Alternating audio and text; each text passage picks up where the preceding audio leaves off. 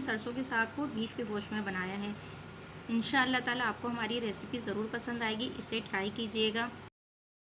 1 kg हमने सरसों ली है और इसे खूब अच्छी तरह वॉश कर लिया। 1 कप से थोड़ा सा ज़्यादा हमने इसमें पानी शामिल करा। मीडियम साइज़ की 1 प्याज स्लाइस कर लिए। अब हम इसमें शामिल करेंगे टमाटर हैं, इन्हें भी हमने स्लाइस कर लिया, ये भी हम इसमें शामिल करेंगे।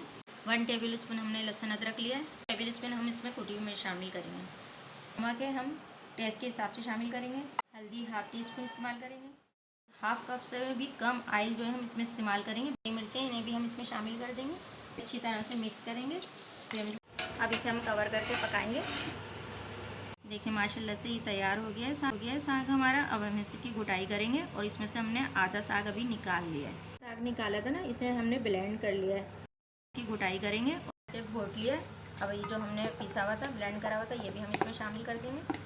ये ½ kg हमने जो है बीफ का गोश्त लिया है। 1 मीडियम साइज़ की प्याज डाल रहे हैं। स्लाइस में ही हमारे पास 1 मीडियम साइज़ का टमाटर कटा हुआ है, वो हम इसमें शामिल कर रहे हैं टेस्ट के हिसाब से।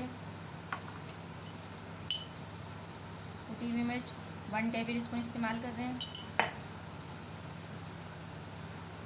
हाफ टी स्पून हमारे पास हल्दी है और 1 टेबल स्पून हमने अदरक लहसुन लिया है। 1 कप हमारे पास ऑयल है, वो भी हम इसमें शामिल करेंगे। ये सब हमने कच्चे गोश्त के अंदर ये मसाला डाला, अब हम इसे गोश्त गलने तक पकाएंगे। माशाल्लाह से देखें ये गोश्त तैयार हो चुका है। अभी हम ये गोश्त को साग में शामिल कर रहे हैं। माशाल्लाह